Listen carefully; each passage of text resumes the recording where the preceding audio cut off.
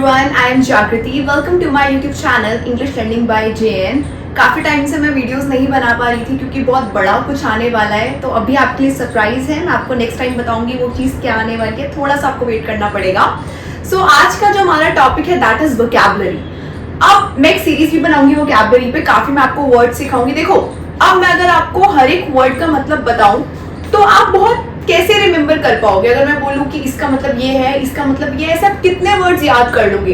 क्योंकि वोकैबुलरी इतना vast topic है कि आप इतनी आसानी से चीजें याद नहीं रख पाओगे। अगर एक बार कर लिया तो आप कितने टाइम तक उसको याद रख पाओगे? तो वोकैबुलरी को करने की एक ट्रिक होती है जिसको हम बोलते हैं रूट वर्ड। जिसको हम क्या बोलते हैं? Root word.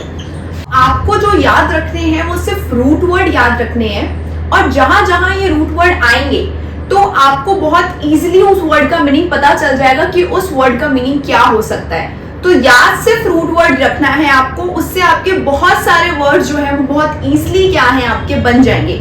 लेट्स सी, मैं आपको एक एग्जांपल देती हूँ। फर्स्ट रूट वर्ड जो हम आज करेंगे सीरीज का दैट इज फोबिया। फोबिया का मतलब क्या होता है? फियर।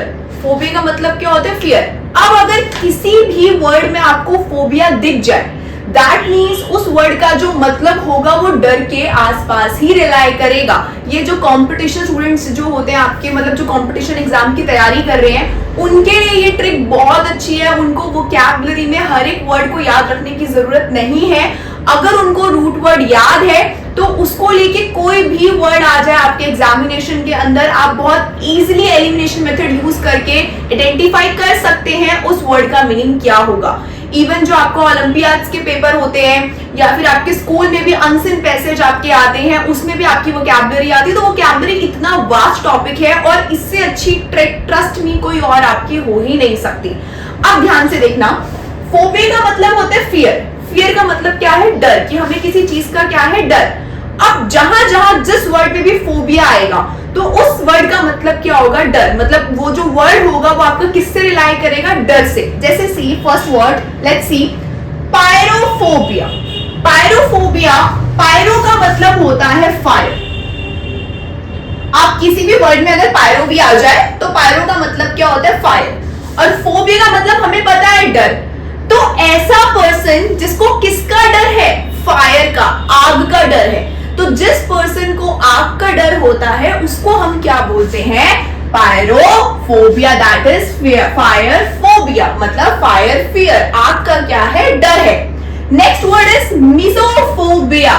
देखो, इंग्लिश में कभी भी ये मिस वर्ड आपका आ जाता है ना, ये हमेशा बैड वर्ड से ही आपका रिलाई करता है। जैसे एक वर्ड होता है मैल। मैल का मतलब होता है बैड, इसलिए आप इससे पढ़ते हो एक वर्ड मैल न्यूट्रिशन। इसका मतलब होता है कुपोषण का शिकार। मैल न्यूट्रिशन कोई अच्छा वर्ड तो नहीं है। अगर आपको कमी है न्यूट्रिशन की तो हम क्या बोलते हैं? मैल न्यूट्रिशन। तो मैल वर्ड भी एक रूट वर्ड है। मैल का मतलब क्या होता है? बैड। सिमिलरली मिस या मिसो भी अगर आपका आ जाए तो उसका मतलब भी बैड से ही रिलाई करेगा, लेकिन मिसो का मतलब होता है जर्म्स। जैसे आपने देखा होगा बहुत सारे लोग हर थोड़े थोड़े टाइम में सैनिटाइजर यूज करते रहते हैं, या हर थोड़े थोड़े टाइम में वो क्या करते हैं? हैंड वॉश करने जाते हैं बाहर। मतलब उनको इतना ज्यादा जर्म्स का इतना ज्यादा फियर है कि भाई मुझे जर्म्स ना आ जाए, जर्म्स ना लग जाए, तो वो बार बार क्या करते हैं? अपने हैंड वॉश करते हैं। तो उस फियर को कहते हैं मिसोफोबिया। मिसोफोबिया का मतलब क्या होता है? जर्म्स का फियर। नेक्स्ट इज, ये बहुत ही अच्छा और नया वर्ड है, थैलेटोफोबिया। थैलेटो का मतलब होता है डेथ। जिसको किसका फियर हो? मौत का फियर हो, डेथ का फियर हो। ये तो भाई हम सभी को होता है। बहुत ही जाबाज लोग होते हैं जिनको मौत का फियर नहीं होता, मौत का डर नहीं होता, लेकिन हम सबको ही क्या होता है? डेथ का फियर होता है। तो दैट मीन्स थैलेटोफोबिया। थैलेटोफोबिया का मतलब क्या है? डेथ का फियर। जैसे एक एक्टिविटी होती है बंजी जंपिंग, तो उसमें हर इंसान नहीं जा सकता, उसमें से वो इंसान जाता है जिसको डर का फियर नहीं है। हर इंसान, मैं तो नहीं जा सकती बंजी जंपिंग, मुझे तो बहुत ज्यादा डर लगता है। तो हमें क्यों डर लगता है? कि भाई हम अगर कूद गए, गलती से रोप कट गई, और हमें ऐसा लगता है हमारे टाइम में तो किस्मत वैसे ही खराब होगी, जो रोप है वो वैसे ही कट जाएगी अपने आप ही, तो इस वजह से हम बंजी जंपिंग नहीं जाते। ऐसे बहुत सारी एक्टिविटीज होती हैं जो हम नहीं कर पाते क्योंकि हमें क्या है? Thanatophobia, that is fear of death. Next one is gynophobia. Gyna आपकी एक गायनोलॉजिस्ट भी होती है जो विमेन की डॉक्टर होती है, तो गायना को हम बोलते हैं विमेन।